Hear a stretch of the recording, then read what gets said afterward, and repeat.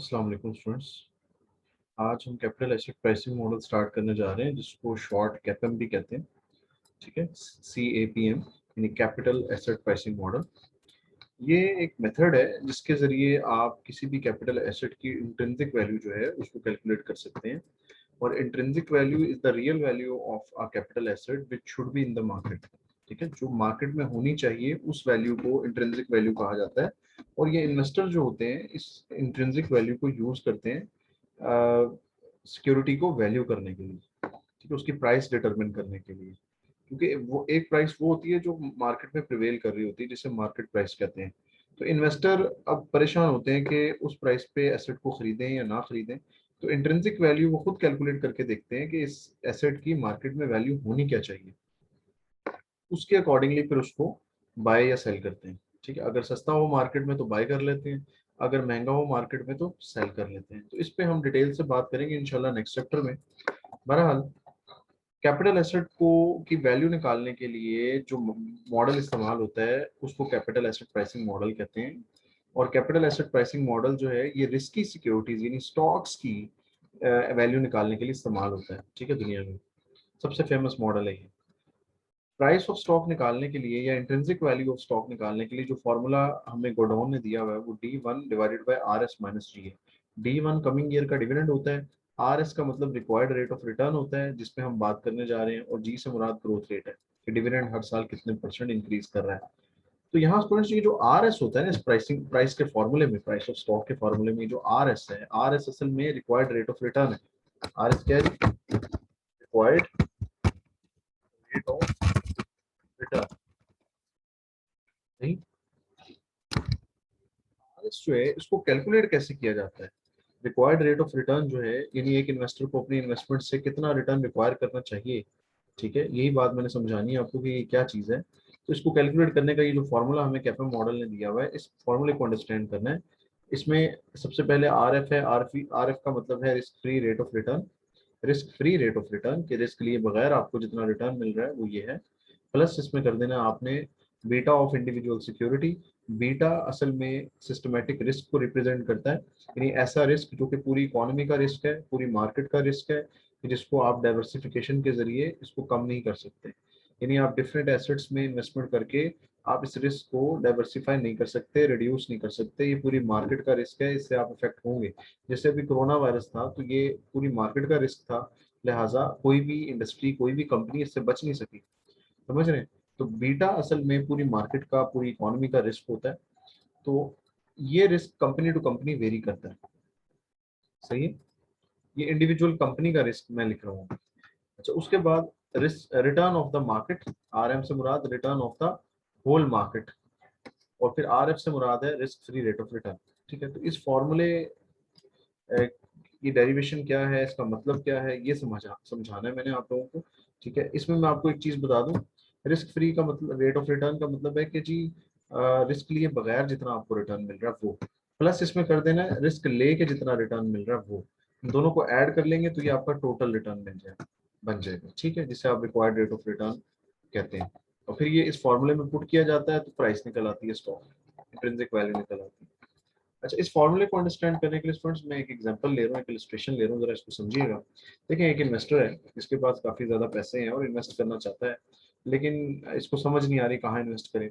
इसको बैंक बुलाता है। बैंक कहता है भाई आ जाओ मेरे पास, मैं आपको 6% जो है वो रिटर्न दूंगा, और रिस्क जो है वो ना होने के बराबर है। ठीक है, या गवर्नमेंट कहती है भी आप हमारे टी बिल्स में इन्वेस्ट कर दो, आपको 6% उस पर रिटर्न मिलेगा साल का, और रिस्क तो आपको पता है ना होने के बराबर है। यानी कभी ऐसा नहीं होगा कि 6% से कम आपको रिटर्न मिले, या कभी ऐसा नहीं होगा कि 6% से ज्यादा रिटर्न मिले। आपको फिक्स रिटर्न मिलेगा 6%। इस चीज को कहते हैं कि रिस्क जीरो है। Beta of the risk free asset is zero. ठीक है, इसका मतलब यह है कि जी रिस्क फ्री एसेट में आप इन्वेस्ट कर रहे हैं, बैंक में अमाउंट फिक्स करवा दें या गवर्नमेंट के टी बिल्स खरीद लें, तो याद रखें इसमें किसी किस्म का जो रिस्क है वो नहीं होता। आपको फिक्स रिटर्न मिलना होता है पर एनम। ठीक है, ना कभी वो ज्यादा होगा ना कम होगा। इसको आप कहते हैं जी इसमें रिस्क जो है वो जीरो है। सही, और रिटर्न जो है वो कुछ ना कुछ है, यानी रिस्क लिए बगैर आपको जितना रिटर्न मिल रहा है वो 6% है। तो भाई इन्वेस्टर दौड़ता हुआ इधर आता है, कहता भाई क्या बात है, रिस्क ही नहीं लिया लेना पड़ रहा मुझे, और 6% मुझे इंटरेस्ट भी मिल रहा है, 6% रिटर्न भी मिल रहा है, तो बड़ा खुश हो जाता है। अच्छा, दूसरी तरफ से स्टॉक मार्केट इसको आवाज देती है। स्टॉक मार्केट कहती है भाई कहाँ जा रहे हो तुम वापस आओ, मैं तुम्हें 10% रिटर्न दूंगी। स्टॉक मार्केट ये कहती है। अब स्टॉक मार्केट जो है, उसका जो रिटर्न उसने शो किया, रिटर्न ऑफ द मार्केट, वो 10% उसने शो किया है कलेक्टिवली। ठीक है, स्टॉक मार्केट में आप पैसा तो किसी भी कंपनी में लगा सकते हैं, ये देखें बहुत सारी कंपनी है इसके अंदर, लेकिन अगर आप ओवरऑल पूरे इंडेक्स में इन्वेस्टमेंट करते हैं, जैसे KSE 100 इंडेक्स है, ठीक है, जैसे जो है ना KSE 30 इंडेक्स है, ठीक है, DIJI इंडेक्स है, Dow Jones industrial average index है, ठीक है, इसी तरह FTE है, सेंसेक्स है इंडिया का।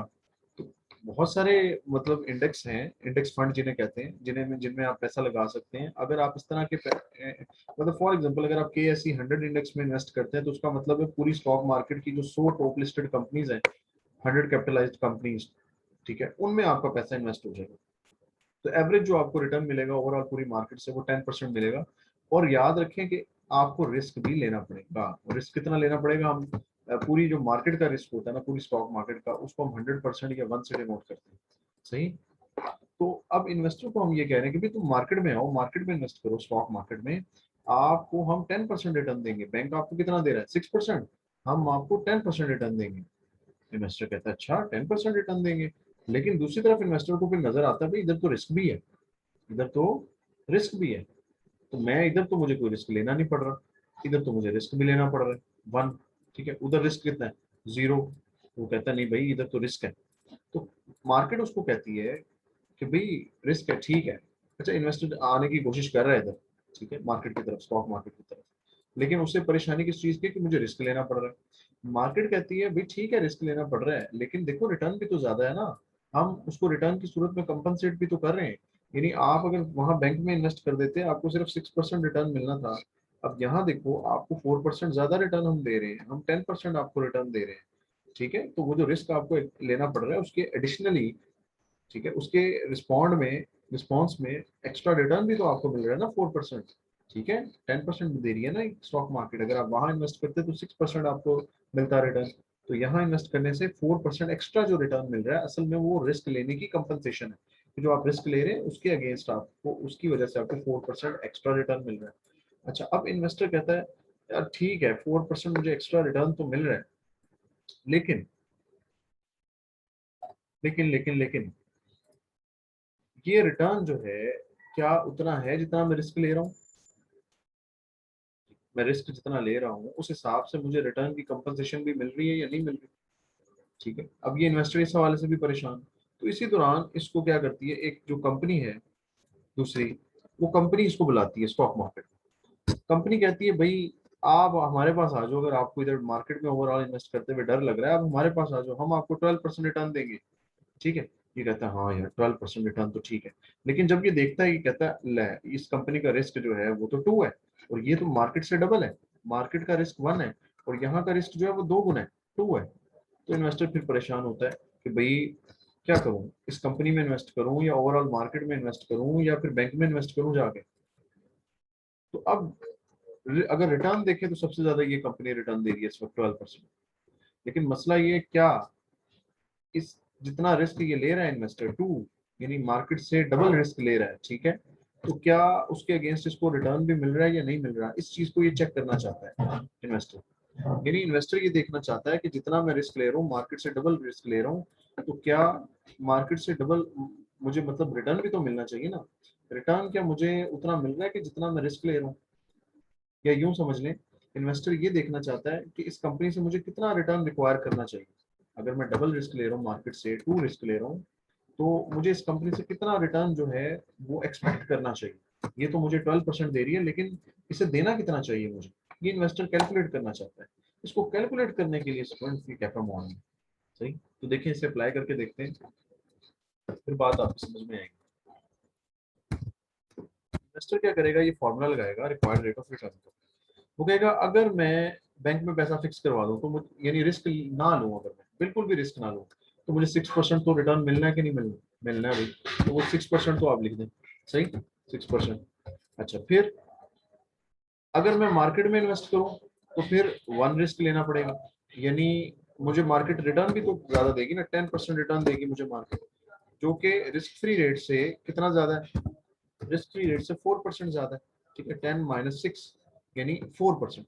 यानी अगर मैं रिस्क फ्री एसेट में इन्वेस्ट करता हूँ, बैंक वगैरह में फिक्स करवा देता हूँ, तो 6% रिटर्न मिलेगा। लेकिन अगर मैं मार्केट में इन्वेस्ट करता हूँ तो 10% रिटर्न मिलेगा। वो कितना ज्यादा है मार्केट से, तो 4% ज्यादा है, सॉरी बैंक से या रिस्क फ्री एसेट से 4% ज्यादा है। सही। लेकिन अब मैं कहाँ जा रहा हूँ, अब मैं इस कंपनी में इन्वेस्ट करने जा रहा हूँ, मैं ओवरऑल मार्केट में इन्वेस्ट नहीं कर रहा, मैं इस कंपनी में, ये जो कंपनी है इस कंपनी में इन्वेस्ट कर रहा हूँ। तो स्टूडेंट्स इस कंपनी का जो रिस्क है वो कितना है, 2 है ना। तो लिहाजा इन्वेस्टर कहता है भाई मुझे 2 गुना रिटर्न मिलना चाहिए फिर एक्स्ट्रा, मतलब मार्केट में ओवरऑल इन्वेस्ट करूँ तो 4% मुझे एक्स्ट्रा रिटर्न मिल रहा है, लेकिन मैं तो इस कंपनी में इन्वेस्ट कर रहा हूँ और ये इस कंपनी का रिस्क तो डबल है, लिहाजा मुझे रिटर्न भी डबल मिलना चाहिए, यानी 4 × 2 डबल कर दें, यानी 8% मुझे रिटर्न मिलना चाहिए एक्स्ट्रा। सही। तो यानी ओवरऑल जो रिटर्न मुझे मिलना चाहिए वो कितना मिलना चाहिए स्टूडेंट्स, देखिए इसे कैलकुलेट करते हैं। ओवरऑल जो रिटर्न मिलना चाहिए वो कितना मिलना चाहिए, यहाँ आ जाएगा 4। सही। परसेंट, तो 4% को आप करते हैं डबल, क्योंकि आप डबल रिस्क ले रहे हैं मार्केट से। ठीक है, 4% को डबल करते हैं, 2 × 4 = 8, 8%। आपको 8% एक्स्ट्रा रिटर्न मिलना चाहिए, और 6% तो आपको रिस्क लिए बगैर मिल रहा है, और 8% आपको रिस्क लेके मिल रहा है। तो टोटल आपको स्टूडेंट्स कितना रिटर्न जो है वो रिक्वायर करना चाहिए इस कंपनी से, 14%। समझ रहे हैं। तो इन्वेस्टर ने कैपा मॉडल का फॉर्मूला लगा के पता चला लिया कि इस कंपनी को चाहिए वो आपको 14% रिटर्न दे, क्योंकि इसका रिस्क जो है वो मार्केट से डबल है, तो इसलिए ये रिटर्न भी जो है मार्केट से ज्यादा देना चाहिए इसको। 10% जो है ना वो रिटर्न दे रही है ना मार्केट, तो इसको 14% देना चाहिए, यानी 4% एक्स्ट्रा दे रही है ना, बैंक से कंपेयर करें इसे, 4% एक्स्ट्रा दे रही है मार्केट ओवरऑल। इसको, इस कंपनी को कितना देना चाहिए, इसको कंपनी को 8% एक्सेस देना चाहिए रिटर्न, क्योंकि इसमें रिस्क क्या है, डबल है मार्केट से। समझ रहे हैं बात। तो इन्वेस्टर कहता है भाई अब ये कंपनी कितना दे रही है, ये दे रही है 12%, इसको देना कितना चाहिए, 14%। तो लिहाजा इस कंपनी में इन्वेस्टमेंट इन्वेस्टर को नहीं करनी चाहिए। आप समझ रहे हैं, इस कंपनी में इन्वेस्टमेंट नहीं करनी चाहिए। क्यों, क्योंकि ये रिटर्न 12% दे रही है, हालांकि इसे देना कितना चाहिए हमें, इसे देना चाहिए हमें 14%। हमने कैलकुलेट किया है कैपम मॉडल के फॉर्मूले से।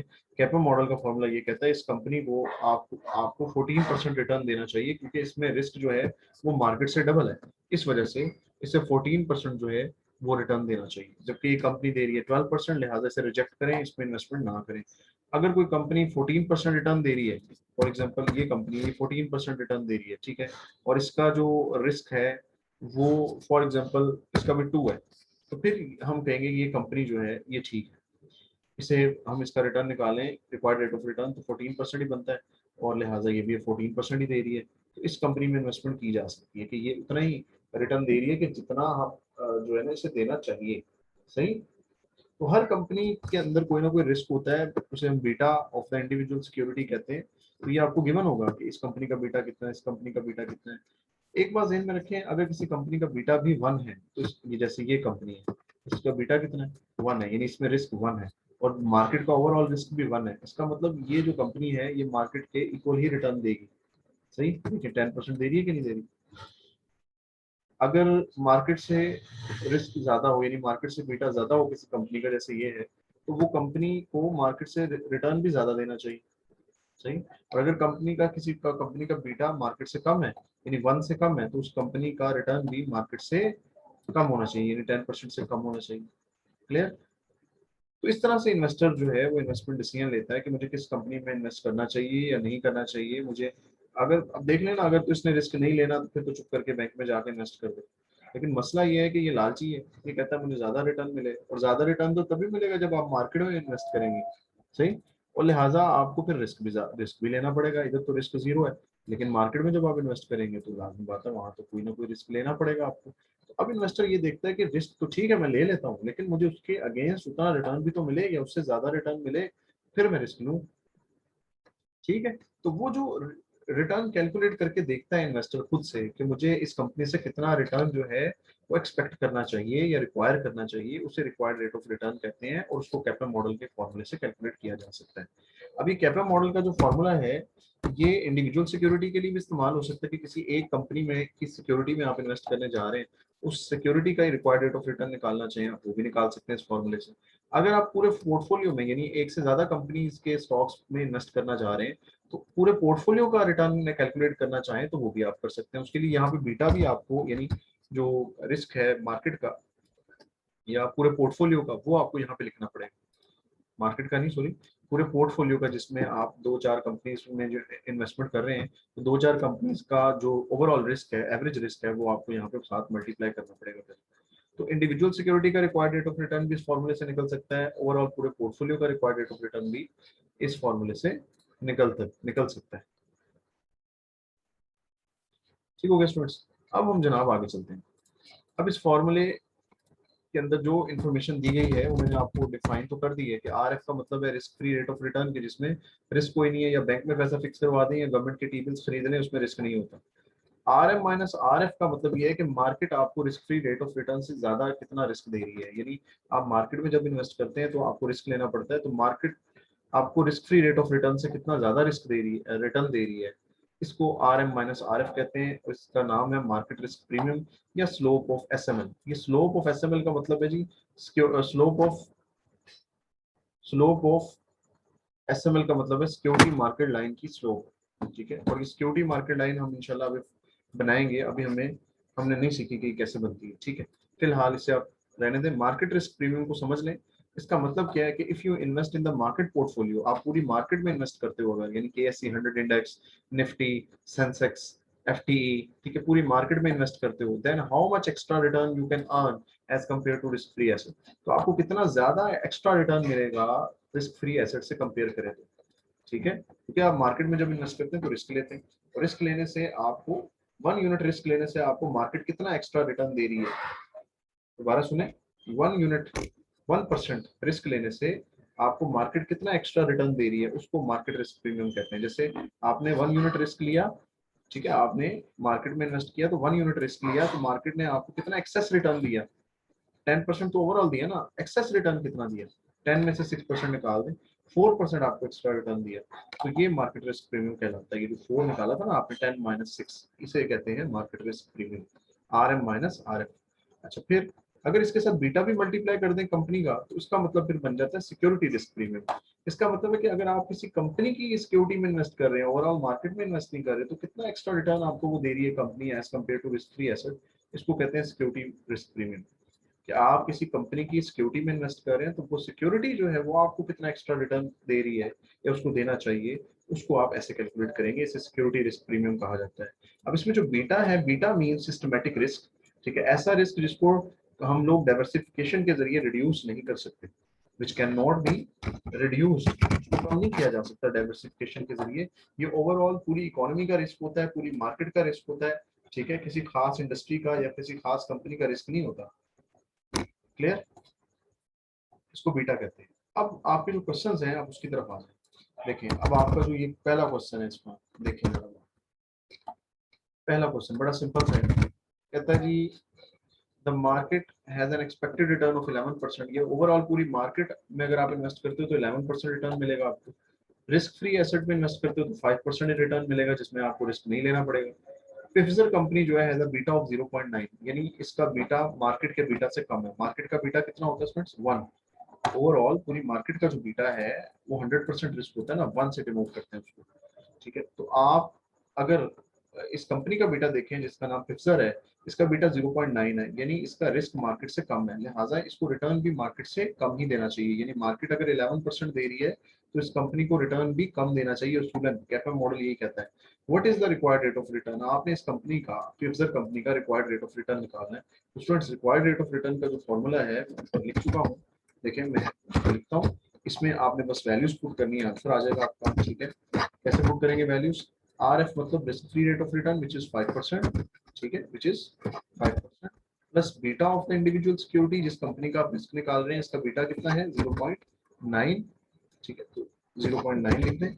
उसके बाद return of the market portfolio, return of the market overall 11% है, ठीक है, और return risk free rate of return which is 5। सही, आप इसको अब जनाब सॉल्व कर लें, ठीक है।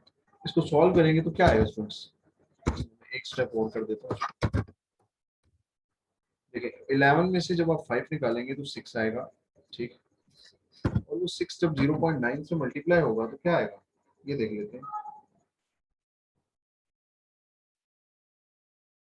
6 जब मल्टीप्लाई होगा 0.9 से तो ये 5.4 आएगा, क्या आएगा 5.4, और यानी एक्स्ट्रा रिटर्न जो ये कंपनी को देना चाहिए वो 5.4 देना चाहिए, सही है। और प्लस कर दें इसमें जो मिनिमम रिटर्न आपको मिलना ही मिलना है, रिस्क लिए बगैर भी मिल जाना है, वो 5 है, तो 10.4% स्टूडेंट्स, 10.4% आपको इस कंपनी को रिटर्न देना चाहिए, ठीक है। ये कंपनी जो है इसको 10.4% रिटर्न देना चाहिए। अगर ये कंपनी इतना या इससे ज्यादा रिटर्न दे रही है तो इसमें इन्वेस्ट कर दो, अगर ये कंपनी इससे कम रिटर्न दे रही है तो फिर आप इन्वेस्ट ना करो। हमारी बात समझ के नहीं, इस कंपनी से आपको इतना रिटर्न रिक्वायर करना चाहिए एटलीस्ट। उसकी वजह ये है कि ये मार्केट से कम रिस्की है, मार्केट देखें ज्यादा रिस्की है इसलिए 11% रिटर्न दे रही है। ये कंपनी जो है इसका बीटा 0.9 है, मार्केट के बीटा से कम है, इसलिए ये रिटर्न भी कम देगी, ये मार्केट के रिटर्न से कम रिटर्न देगी, 10.4 दे रही है, 11 नहीं दे रही, सही।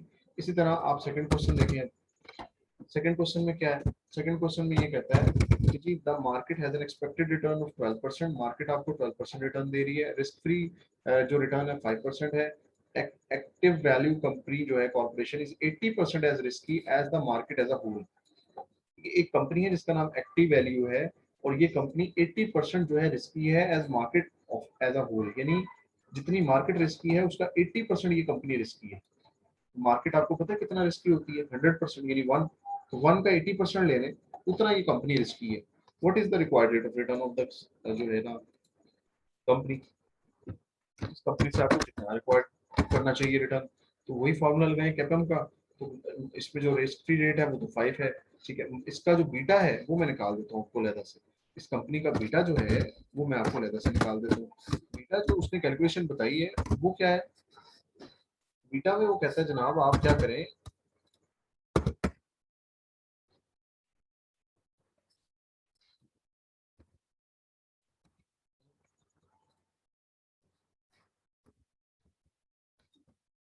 बीटा कहते हैं जी मार्केट का जो बीटा है ना उसका 80% आप ले लें, इतना ये स्टॉक रिस्की है, ठीक है, यानी 0.8 इसका बीटा आएगा इस कंपनी का, ठीक है।